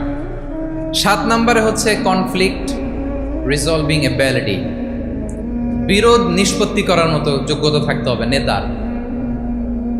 অর্থাৎ নেতা হইতে হবে এমন যে বিরোধকে নিষ্পত্তি করে দিতে পারে, মিটমাট করে দিতে পারে, ঝগড়া লাগলে মিটাই দিতে পারে। এটা গুরুত্বপূর্ণ কোয়ালিটি না নেতার জন্য? কি বলেন? রাসূল সাল্লাল্লাহু আলাইহি ওয়াসাল্লামের কিন্তু এটা ছিল, বিরোধ নিষ্পত্তি করা। রাসূল সাল্লাল্লাহু আলাইহি ওয়াসাল্লাম মক্কা থেকে মদিনায় যে 1 ঘন্টায় বছরের পর বছর চলে আসা যুদ্ধ, they use to fight each other, Aus and Khazraj, 1 ঘন্টায় যুদ্ধ থামাই দিয়েছেন। আল্লাহু আকবার। He was a very good mediator and arbitrator. রাসূল সাল্লাল্লাহু আলাইহি ওয়াসাল্লাম অত্যন্ত ভালো মধ্যস্থতাকারী ছিলেন, ভালো মধ্যস্থতাকারী তিনি ছিলেন। তিনি থামিয়ে দিতে পারতেন, বিরোধকে থামাতে পারতেন। আপনারা জানেন যে মক্কায় একবার সম্ভবত অগ্নিকাণ্ডের কারণে কাবা ঘর জ্বলে গিয়েছিল, ধ্বংস হয়েছিল, কিছু অংশ নষ্ট হয়ে গিয়েছিল। কাবাকে রিনোভেট করা হয়েছিল, ফলে কাবার একটা কর্নারে যে ব্ল্যাক স্টোন কর্নার, রুকনুল হাজারিল আসওয়াদ, হাজরে আসওয়াদ পাথরকে সরিয়ে রাখা হয়েছিল। এখন কাবা যখন পুনর্নির্মাণ শেষ, ওই হাজরে আসওয়াদ পাথরকে আবার তার জায়গায় রাখা হবে। কিন্তু কে রাখবে? সবাই রাখতে চায়। সব দলের নেতারা বলে আমরা রাখবো, এক দলের নেতা বলে যে আমি রাখবো, এটা অনেক very prestigious and dignified issue, এই প্রেস্টিজ আমরা কাউকে নিতে দিব না। আরেক দলের নেতা বলে না, আমাদের পাওয়ার বেশি, আমরা রাখবো। আরেক দলের নেতা বলে যে না, এটা আমাদেরই। আরেকজন বলে রক্তের গঙ্গা বইয়ে দিব মক্কায়, কিন্তু এই সম্মান হাত ছাড়া হতে দেব না। এখন জাতীয় 4 নেতা গেছে 4 দিকে, সমাধান তো নাই। পাথর কয়টা? পাথর তো মাত্র একটা। ইন দ্য মিন টাইম রাসূল সাল্লাল্লাহু আলাইহি ওয়াসাল্লাম আসলেন। রাসূল সাল্লাল্লাহু আলাইহি ওয়াসাল্লামকে দেখেই সবাই হ্যাপি। সবাই বলে যা আমিনুন রাদিনা বি, এই তো আলামিন আসছে, ওই ফয়সালা করবে। সুবহানাল্লাহ, এই তো আলামিন আসছে, সেই ফয়সালা করে দিবে আমাদের মধ্যে। আল্লাহ রাসূল সাল্লাল্লাহু আলাইহি ওয়াসাল্লাম বললেন কি হয়েছে? এই ঘটনা। জাতীয় 4 নেতা বলে এই পাথর নিয়ে তারা নিজেরা রাখবে, কাউকে দিবে না। রাসূল সাল্লাল্লাহু আলাইহি ওয়াসাল্লাম বললেন ঠিক আছে, একটা চাদর নিয়ে আসো, চাদর নিয়ে আসো। এবার জাতীয় 4 নেতা চাদরের 4 কর্নার ধরে দাঁড়ালো। রাসূল সাল্লাল্লাহু আলাইহি ওয়াসাল্লাম নিজ হাতে হাজরে আসওয়াদ তুলে চাদরের মাঝখানে রাখলেন। এবার 4 নেতাকে বললেন আসো তোমরা আমার সাথে। তারা আগাতে লাগলো। কাবা ঘরের সামনে যখন আসলো, রাসূল সাল্লাল্লাহু আলাইহি ওয়াসাল্লাম নিজ হাতে, ওনার বরকতময় হাতে আবার হাজরে আসওয়াদ ধরে ঠিক জায়গায় মতো রেখে দিলেন। এতক্ষণ কিন্তু 4 নেতা কি বলছে? কাউরে ধরতে দিব না কাউকে, কিন্তু এখন চাদরের কোনা ধরেই কি happy. This is called conflict resolving ability. একজন নেতার এরকম কনফ্লিক্ট, সমাজে যখন এই ধরনের বিরোধ তৈরি হয়, ঝামেলা তৈরি হয়, মারামারির মতো পরিস্থিতি তৈরি হয়, সংঘাতের মতো একটা সিচুয়েশন হয়, নেতা এটাকে রিজলভ করার ক্যাপাসিটি, এবিলিটি তার থাকতে হবে। আল্লাহ রাসূল সাল্লাল্লাহু আলাইহি ওয়াসাল্লামকে আল্লাহ তাআলা এটা দিয়েছেন। আল্লাহু আকবার। শুধু বড় বড় জিনিস না, ছোট ছোট জিনিসও করতে হয়। লেটস সে নিজ দলের নেতাকর্মীদের মধ্যে মারামারি, নিজ দেশের ভেতরে মারামারি, দেশের সাথে প্রতিবেশী দেশের বিরোধ, রিজিওনাল সুপার পাওয়ার হলে আশেপাশের অনেকগুলো দেশের মধ্যে বিরোধ, আপনাকে নেতা হয়ে এগুলো মিটমাট করে দিতে হবে। সুপার পাওয়ার যদি হয়ে যান, গোটা বিশ্বের যেখানে ঝামেলা লাগে, দেখেন না বড় বড় মোরলরা কি করে, ওই কাতারে বসে বসে ওই আফগানিস্তান, তারপর ওই ইসরায়েল, কাতার মিলাই দিচ্ছে। দেখেন না এগুলো নিউজে আপনারা? This is called conflict resolving ability. কনফ্লিক্টকে রিজলভ করতে জানতে হয়। রাসূল সাল্লাল্লাহু আলাইহি ওয়াসাল্লাম এরকম রাষ্ট্রীয় পর্যায়ে, বড় বড় সামাজিক পর্যায়ে, এমনকি ফ্যামিলি অ্যাফেয়ার্সের মধ্যে যত বিরোধ লাগতো, রাসূল সাল্লাল্লাহু আলাইহি ওয়াসাল্লাম মিলাই দিতেন। আল্লাহু আকবার। ফ্যামিলি কাউন্সিলিং, এর জন্য প্রত্যেক ইমাম খতিবদের এই কাউন্সিলিং এর উপর ট্রেনিং নেওয়া দরকার। আমাদের পরিবারগুলো ভেঙে যাচ্ছে, পরিবারগুলো কি হচ্ছে? ভেঙে যাচ্ছে।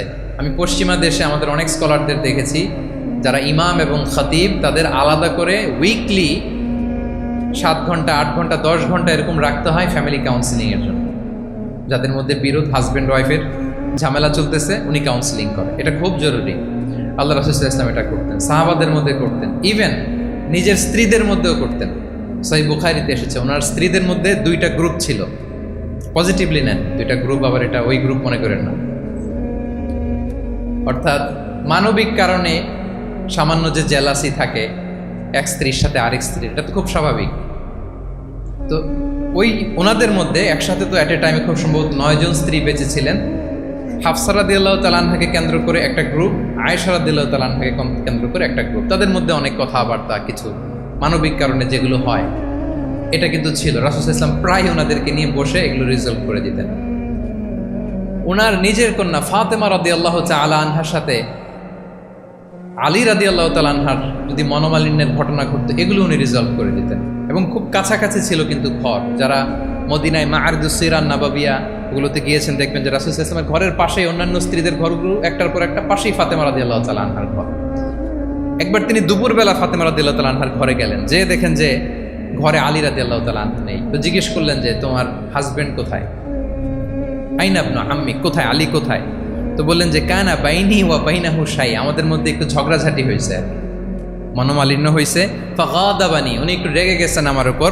ফাখারাজা ফালাম ইয়াকিল ইনদি, প্রত্যেকদিন খাওয়ার পরে তো এখানেই কাইলুলা করে, আজকে আর ঘরে কাইলুলা করে নাই, কই যেন চলে গেছে। তো কোথায় গেল? রাসূল ইসলাম লোক পাঠালো, খুঁজে দেখো আলী কোথায়। আলী রাদিয়াল্লাহু তাআলা আনহু উনি মনের কষ্ট নিয়ে মসজিদে নববীর মধ্যে শুয়ে আছেন। তো রাসূল ইসলাম খুঁজতে খুঁজতে মসজিদে নববীর ভেতরে গেলেন, দেখলেন যে উনি যে শুয়ে আছে, ওনার গায়ের জামাটা এক পাশে পড়ে আছে আর বালুর মধ্যে ওনার শরীর পড়ে আছে। তো উনি ডাকলেন কুম ইয়া আবা তুরাব, কুম ইয়া আবা তুরাব, মানে হে বালির বাবা আলী, বালির বাবা আলী ওঠো ওঠো। মজা করে বললেন যে ইয়া আবা তুরাব, যেহেতু বালি লেগে আছে গায়ে, বালির বাবা আলী ওঠো। ওখান থেকে ধরে এনে ফাতেমা রাদিয়াল্লাহু তাআলার কাছে নিয়ে দুইজনকে পাশে বসিয়ে এই যে আবার মিটমাট। এটা ছিল রাসূল সাল্লাল্লাহু আলাইহি ওয়াসাল্লামের ডেইলি বেসিসে একটা অ্যাক্টিভিটি। কনফ্লিক্ট তিনি রিজলভ করে দিতেন। সেই বুখারীতে একটা অধ্যায় আছে কিতাবুস সুলহি ফিল বুখারীতে আছে কিতাবুস সুলহ, এটার নাম, অধ্যায়টার নাম হচ্ছে কিতাবুস সুলহ, মানে মীমাংসা করে দেওয়ার অধ্যায়। একটা পরিচ্ছেদ আছে, পরিচ্ছেদের নাম হচ্ছে বাবু কওলিল ইমামি লি আসহাবিহি ইযহাবু বিনা নুসলিহ বাইনাহুম। রাসূল সাল্লাল্লাহু প্রায় বলতেন যে আমাকে নিয়ে যাও, আমি মিলাই দিব। ঝগড়া ঝাঁটি মারামারির কথা শুনলে রাসূল সাল্লাল্লাহু আলাইহি ওয়াসাল্লামের বিখ্যাত ডায়লগ এটা। উনি বলতেন আরে ঝগড়া, ইযহাবু বিনা, আমি আসছি, আমার নিয়ে যাও, আমি মিলাই দেব, আমাকে নিয়ে যাও, আমি সংশোধন করে দিব। আল্লাহু আকবার। তাহলে কনফ্লিক্ট রিজলভিং এবিলিটি এটা একজন নেতার থাকা চাই। কি বলেন? আচ্ছা, কয়টা গেল? কয়টা? 7:40 বেজে গেছে। আচ্ছা, 8 নম্বরে হচ্ছে visionary. Visionary, a leader should be futuristic, সময়ের আগে চলতে পারা, এটা নেতার কাজ। He should see beyond the boundary, out of the box. তাকে আউট অফ দ্য বক্স চিন্তা করতে হবে। কর্মীরা যদ্দূর দেখে এয়ারপোর্ট থেকে নেতা দেখা শুরু করবে, তখন সেই হয়ে উঠবে নেতা।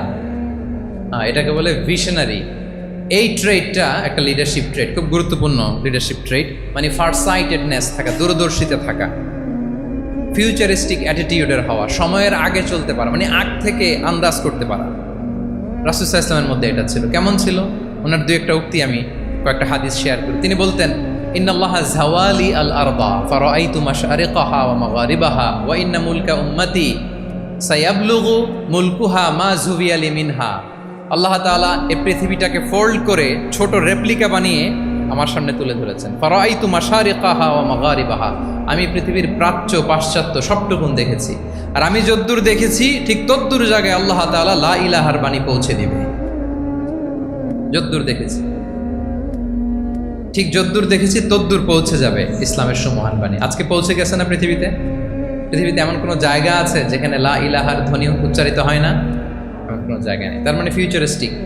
সে 1400 বছর আগের কথা, যে পৃথিবীর আনাচে কানাচে কোথাও বাকি থাকবে না, সব জায়গায় ইসলাম পৌঁছে যাবে। অন্য জায়গায় বললেন লা ইয়াবলাগান্না হাযাল আমরু মা বালাগাল লাইলু ওয়ান নাহার ওয়ালা ইয়াতরুকুল্লাহু বাইতা মাদার ওয়ালা ওয়াবার ইল্লা আদখালাহুল্লাহু হাযাদ দ্বীন।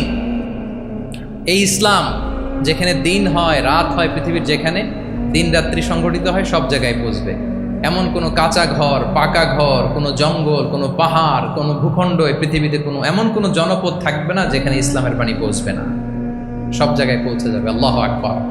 তাহলে এটা হচ্ছে ফিউচারিস্টিক অ্যাটিটিউডের ব্যক্তিত্ব হওয়ার কারণে তিনি এমনটি বলেছেন। আগাম বুঝে ফেলতেন, আগাম। আপনারা হুদাইবিয়ার সন্ধির কথা জানেন না? জানেন? হুদাইবিয়ার ট্রিটির কথা শুনেছেন না? 1400 সাহাবা গিয়েছিলেন ওমরা করতে, ওরা ওমরা করতে দিবে না, সন্ধি করো। তো কি সন্ধি? বলে যে রসুলুল্লাহ লেখা যাবে না, মুহাম্মদ রসুলুল্লাহ, নো রসুলুল্লাহ, রসুলুল্লাহ কাটো। সাহাবিরা বলে আমরা কাটতে পারবো না। রাসূল ইসলাম বললেন না না, কেটে ফেলো। কাটা হলো। এই বছর ওমরা করতে পারবো না, সাহাবারা বলে আমরা মানি না। রাসূল ইসলাম বললেন এটাও মেনে নাও। আগামী বছর আসবা ওমরা করতে, থাকতে পারবা মাত্র 3 দিন। কয়দিন? সাহাবিরা বলে অসম্ভব, এটা আমাদের ভূখণ্ড, আমরা যতদিন মনে চায় থাকবো। রাসূল ইসলাম বললেন না না, বাদশে তো না, মেনে নাও। মক্কা থেকে কোনো লোক মদিনায় গেলে আমাদেরকে মক্কায় ফেরত দিতে হবে, কিন্তু মদিনা থেকে কেউ মক্কায় আসলে আমরা ফেরত দেবো না। দেখছেন ক্লজগুলো? দেখছেন একটার পর একটা, সবগুলো কাফিরদের পক্ষে যায়। কোনো সাহাবা রাজি হচ্ছেন না, কিন্তু আল্লাহ রাসূল সাল্লাল্লাহু আলাইহি ওয়াসাল্লাম কি বলেন? তিনি কি বললেন? মেনে নাও, রাজি। কারণ সাহাবারা তো অতটুক দেখতে পারতেছে না। বলেন তিনতলা উপর থেকে, তিনতলা ভবন থেকে একজন মানুষ যদ্দূর দেখে, 30 তলা ভবনের উপর থেকে কি ওইরকমই দেখে? কিরকম দেখে? পানোরামিক ভিউ দেখে, সে অনেক বড় করে দেখে। আর তিনতলার উপর থেকেই সামান্য কিছু দেখে। রাসূল সাল্লাল্লাহু আলাইহি ওয়াসাল্লাম অনেক দূর দেখতে পাচ্ছিলেন। তিনি চিন্তা করলেন, কিছু বছর যদি আমাদের মধ্যে দাঙ্গা হাঙ্গামা যুদ্ধ বন্ধ থাকে, আমরা গ্লোবালি ইসলামকে ছড়াই দিতে পারবো। শান্তভাবে মদিনাতে একটা স্ট্রং ইসলামিক কমিউনিটি আমরা তৈরি করতে পারবো। আল্লাহু আকবার। এবং তিনি দেখতে পাচ্ছিলেন, ইন্না ফাতাহনা লাকা ফাতহাম মুবিনা, এই হুদাইবিয়ার এই চুক্তি, যেটা আদতে অ্যাপারেন্টলি মনে হচ্ছে সব আমাদের বিপক্ষে যায়, আসলে এইটাই আমাদেরকে ভূমি ধস জয় এনে দিবে। আল্লাহু আকবার। এবং সেটাই হয়েছে। তাহলে নেতার কাজ হচ্ছে, নেতা সময়ের আগে চলবেন, ফিউচারিস্টিক হবেন, যেটাকে আমরা বলি কি ভিশনারি, কি বলি? তাহলে 8 নম্বর পয়েন্টটা কি ছিল? ভিশনারি। 9 নম্বর হচ্ছে রেজিলিয়েন্স। এটা একটা চমৎকার লিডারশিপ ট্রেট। রেজিলিয়েন্স মানে সংকট কাটিয়ে ঘুরে দাঁড়াবার সামর্থ্য, মানে যাকে কেউ থামাতে পারে না। আনস্টপেবল, আনস্টপেবল, কোনো কিছু তাকে থামাতে পারে না। লেগে থাকার মানসিকতা, টিকে থাকার মানসিকতা, সহজে হার না মানা, আবার ঘুরে দাঁড়ানো, এটার বলে রেজিলিয়েন্স। এই ক্যাপাসিটি, এই কোয়ালিটি রাসূল সাল্লাল্লাহু আলাইহি ওয়াসাল্লামের মধ্যে ছিল। হি ওয়াজ আনস্টপেবল, হ্যাভিং আনবিলিভেবল সাবর। কোনো কিছু রাসূল সাল্লাল্লাহু আলাইহি ওয়াসাল্লামকে থামাতে পারে নাই। পেরেছে? বলেন, পেরেছে কেউ থামাতে? ছোটবেলা থেকে স্ট্রাগল করে, একটার পর একটা স্ট্রাগল ফেস করে বড় হয়েছে। জন্মের আগেই তো ওনার পিতাকে আল্লাহ তাআলা উঠিয়ে নিলেন।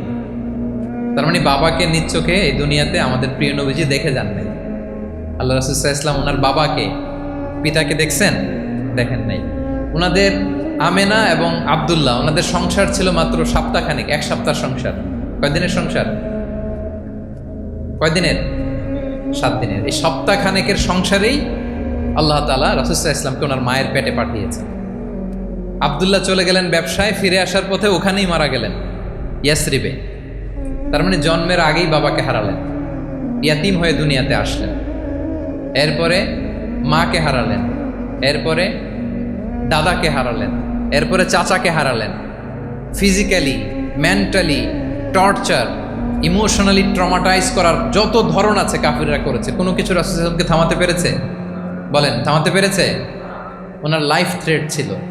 হিজরতের রাতে তো আল্লাহ তাআলা বললেন, আজই যেতে হবে, না হলে হত্যার ষড়যন্ত্র হচ্ছে, ব্ল্যাক ম্যাজিক করা হয়েছে। রাসূল সাল্লাল্লাহু আলাইহি ওয়াসাল্লাম খাসির মাংস, খাসির যে বাজুর মাংস, এটা পছন্দ করতেন। খাইবারে এক ইহুদি নারী এই খাসির মাংসের মধ্যে বিষ মিশিয়ে পয়জন দিয়ে রাসূল সাল্লাল্লাহু আলাইহি ওয়াসাল্লামকে খাইয়েছিল হত্যার জন্য, একটার পর একটা। বলেন, রাসূল সাল্লাল্লাহু আলাইহি ওয়াসাল্লামের মিশন থেকে এক চুল পরিমাণ ওনাকে পেছনে নেওয়া গিয়েছে? He was unstoppable. This is called resilience. একজন নেতার মধ্যে এই রেজিলিয়েন্ট মানসিকতা থাকতে হবে, যে আমাকে কেউ থামাইতে পারবে না, আমরা আমাদের মঞ্জিলে মকসুদে যাবই। হ্যাঁ, আমরা যাবই, আমাদেরকে কেউ থামাতে পারবে না, এই মেন্টালিটির হইতে হবে। এটা হচ্ছে একটা লিডারশিপ ট্রেট, রেজিলিয়েন্ট। 10 নম্বরে হচ্ছে স্ট্র্যাটেজিক লিডারশিপ। নেতার কৌশলী হতে হয়। তার যেই লক্ষ্য, মিশন, ভিশন, এটা সে সুকৌশলে আদায় করে নেবে। নেতাদের কি হইতে হয়? কৌশলী। এটাকে বলে স্ট্র্যাটেজিক লিডারশিপ। এটা রাসূল সাল্লাল্লাহু আলাইহি ওয়াসাল্লামের ছিল। শুধু স্ট্র্যাটেজি নিয়ে, রাসূল সাল্লাল্লাহু আলাইহি ওয়াসাল্লামের স্ট্র্যাটেজি নিয়ে সুদীর্ঘ আলোচনা হতে পারে। আমি 2-1টা স্ট্র্যাটেজির কথা বলি, 2-1টা ওয়ার স্ট্র্যাটেজি। যুদ্ধের ময়দানে উনি কি স্ট্র্যাটেজি অবলম্বন করতেন দেখেন। উনি যুদ্ধের ডিস্ট্রাকশনকে, ক্যাজুয়ালিটি মিনিমাইজ করবার জন্য ওনার নির্দেশনা থাকতো, খবরদার কোনো নারীর গায়ে হাত তুলো না যুদ্ধের ময়দান, শিশুর গায়ে হাত তুলো না, কোনো পাদ্রীর গায়ে হাত তুলো না, উপাসনারত যে সন্ন্যাসীরা আছে তাদের গায়ে হাত তুলো না, ওই এলাকার গবাদি পশুগুলোকে মেরো না, গাছপালা ধ্বংস করো না, যারা তোমাদের বিরুদ্ধে তলোয়ার ধরেনি তাদেরকে অ্যাটাক করো না। আল্লাহু আকবার, হোয়াট এ স্ট্র্যাটেজি! এবং যুদ্ধ চলাকালীন সময়ে সব সৈনিককে উনি এক জায়গায় মোতায়েন করতেন না, সব সৈনিককে এক জায়গায় মোতায়েন করতেন না, 5 ভাগে ভাগ করে নিতেন। ডান পাশে মাইমানা, বাম পাশে মাইসারা, সামনে হচ্ছে মুকাদ্দিমাতুল জাইশ, মাঝখানে কালব, পেছনে খালফ। এইভাবে 5টা ব্যাটালিয়নে ভাগ করে তারপরে তিনি যুদ্ধ পরিচালনা করতেন। What a war strategy! বদরের যুদ্ধে যখন পৌঁছলেন, মক্কা থেকে মদিনা থেকে 130 কিলোমিটার দূরে, দূরে আবসা দেখা যায় মরিচিকার মধ্যে দেখা যায় ওই যে মুশরিকরা ওখানে আসছে, কিন্তু তারা কতজন এটা তো বোঝা যায় না। তো কিছু ছেলে এই মরুভূমিতে থাকে, ওদেরকে পানি সরবরাহ করে। এদেরকে রাসূল ইসলাম জিজ্ঞেস করলেন যে কুরাইশরা যে আসছে তারা সংখ্যায় কত, এটা না জানলে তো উনি ওনার ওয়ার স্ট্র্যাটেজি ঠিক করতে পারবেন না, যুদ্ধের কৌশল। তো এরা বলে নাহনু লা নাদরি, আমরা জানি না কত। এখন এটা কিভাবে তিনি বের করবেন, সংখ্যায় তারা কত, এটা তো আমাকে ফাইন্ড আউট করতে হবে। রাসূল সাল্লাল্লাহু আলাইহি ওয়াসাল্লাম বলেন যে ওরা কি খায়, বলে যে প্রতিদিন উট জবাই করে খায়। তো রাসূল সাল্লাল্লাহু আলাইহি ওয়াসাল্লাম বলেন যে প্রতিদিন কয়টা উট লাগে, বলে যে ইয়াউমান তিসআন ও ইয়াউমান আশরান। 2 দিন হয়েছে আসছে, তো প্রথম দিন দেখলাম 9টা জবাই করছে, আজকে দেখছি 10টা জবাই করছে। রাসূল সাল্লাল্লাহু আলাইহি ওয়াসাল্লাম বললেন ইদান আল কওমু মা বাইনা আত-তিসআমিয়া ওয়াল আলফ, তাহলে ওরা 900 থেকে 1000-এর মধ্যে। সুবহানাল্লাহ। এবার বলেন বদরের যুদ্ধে কুরাইশদের সংখ্যা ছিল কত? আল্লাহ, হোয়াট এ ওয়ার স্ট্র্যাটেজি। নমুনা দেখে বুঝে ফেলছেন কতজন তারা। এইভাবে রাসূল সাল্লাল্লাহু আলাইহি ওয়াসাল্লাম ওনার স্ট্র্যাটেজি নির্ধারণ করতেন, লোকেশন শেয়ার করতেন না। সুবহানাল্লাহ। কোথায় যাবেন বলতেন না, চলো চলো বলে ছুটতেছেন। কোথায় যাবেন উনি জানেন। অ্যাটাক করবেন এই দিকে, ডান দিকে। অ্যাটাক করবেন কোন দিকে? কিন্তু মদিনা থেকে বের হতেন বাম দিক দিয়ে। অ্যাটাক করবেন উত্তরে, মদিনা থেকে বের হতেন কোন দিক দিয়ে? দক্ষিণ দিক দিয়ে। যে রাতে হিজরত করবেন মদিনা উত্তর দিকে, উনি দক্ষিণ দিকে চলে গেছেন গারে সাউরে 3 দিন থেকে আগে, ওরা যাতে বুঝতে না পারে। সুবহানাল্লাহ। এটা ছিল রাসূল সাল্লাল্লাহু আলাইহি ওয়াসাল্লামের ওয়ার স্ট্র্যাটেজি। এবং সবাই যেই পথে মক্কা থেকে মদিনা যায় উনি কিন্তু ওই পথে যাননি। ক্যারাভেনগুলো, কাফেলাগুলো যেই পথে মক্কা থেকে মদিনা ইউজুয়াল রুট যেটা, যাননি।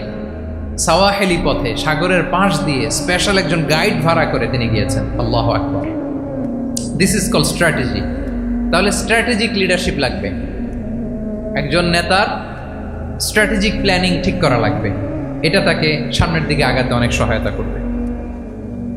রাসূল সাল্লাল্লাহু আলাইহি ওয়াসাল্লামের যে জিও পলিটিক্যাল অ্যাওয়ারনেস, এগুলো নিয়ে কথা বলতে গেলে অনেক লম্বা সময় লাগবে, আমরা যাব না। 10 নম্বরে ছিল স্ট্র্যাটেজিক লিডারশিপ, 10টা বলে ফেলছি, আর 2টা 2 মিনিটে বলে শেষ করব। 11 নম্বর প্র্যাকটিক্যাল উইজডম। প্র্যাকটিক্যাল উইজডম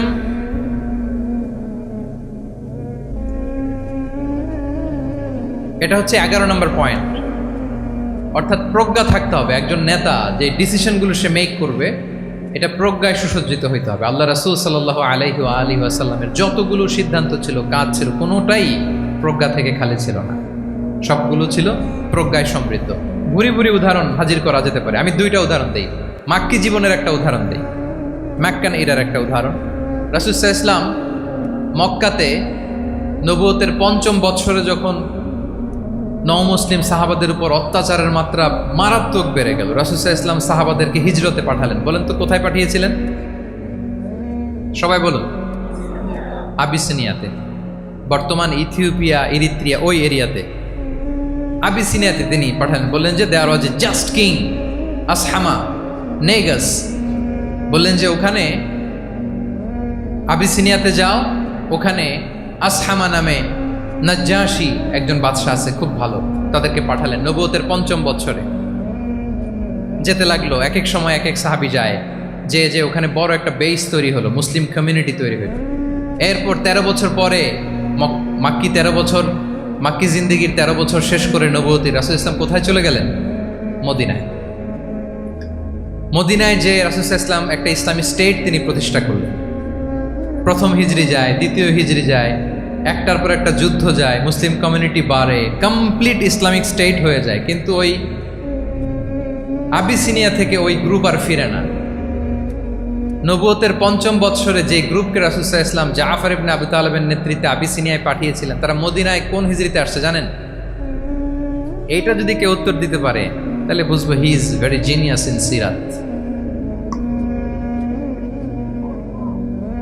কত জোরে? নবম, সপ্তম। মাশাআল্লাহ। কয়জন বলছে? এটা জানতেন কে কে? হাত তোলেন। মাশাআল্লাহ, অনেক জিনিয়াস আছে তো এখানে। হ্যাঁ, লটস অফ জিনিয়াস। মাশাআল্লাহ, মাশাআল্লাহ, তাবারাকাল্লাহ। জি, 7ম হিজরিতে এসেছিলেন জাফর ইবনে আবি তালেবের নেতৃত্বে। এখানে হিকমা, রাসূল সাল্লাল্লাহু আলাইহি ওয়াসাল্লামের উইজডমের ব্যাপারটা হচ্ছে, রাসূল সাল্লাল্লাহু আলাইহি ওয়াসাল্লাম আছেন মদিনাতে, একের পর এক কোরআনের আয়াত নাজিল হচ্ছে, আহকামগুলো সাহাবারা প্র্যাকটিস করতেছে, মসজিদে নববী হলো, ইসলামিক স্টেট হলো, বদরের যুদ্ধ হলো, ওহুদ হলো, খন্দক হয়ে গেল, সব হয়ে যায়, কিন্তু ওনারা ফিরেন না কেন? ওনারা ফিরলেন সেই 7ম হিজরিতে খায়বার বিজয়ের পরে। এবং যেদিন জাফর ইবনে আবি তালেব আবিসিনিয়া থেকে সবাইকে নিয়ে ফিরলেন, রাসূল ইসলাম এত খুশি হলেন, উনি বললেন, বি আইয়িহিমা আনা লা আদরি বি আইয়িহিমা আনা আফরাহ বি ফাতহি খাইবার আও বি কুদুমি জাফর। আজকে কোনটাতে আমি বেশি হ্যাপি আমি জানি না, আমার ভাই জাফরকে পেয়ে নাকি খাইবার বিজয়ের কারণে। আমি কনফিউশনে পড়ে গেছি যে এইটাতে বেশি খুশি হইলাম নাকি ওইটাতে। এর কারণ হচ্ছে রাসূল ইসলাম অপেক্ষা করতেছিলেন যে মদিনা এই স্টেটটাকে আগে ইন্টারনাল এবং এক্সটার্নাল যত থ্রেট হতে পারে সবগুলো থেকে আগে সেফ জোন বানাতে হবে। এমনও হতে পারে মদিনা হাতছাড়া হয়ে যেতে পারে। মদিনা যদি হাতছাড়া হয়, মদিনা থেকেও যদি আমার হিজরত করা লাগে, আমি কই যাব? ওইটারে সেকেন্ড বেস, প্ল্যান বি হিসেবে রেখে দিয়েছিলেন যে জাফর তুমি আইসো না, তুমি থাকো, নতুন নতুন যা আয়াত আসবে আমি সাহাবি দিয়ে এই বিধানগুলো পাঠাবো, ওখানে প্র্যাকটিস করতে থাকো, ইউল বি ফাইন দেয়ার, থাকো, আশা লাগবে না। থাকতে থাকতে 7ম হিজরি পর্যন্ত, খন্দকের যুদ্ধের মাধ্যমে যখন কুরাইশদের 20 দাঁত ভেঙে দেওয়া হলো, 7ম হিজরিতে যখন খাইবার দুর্গ বিজয় হয়ে গেল, now Islam came as a regional super power.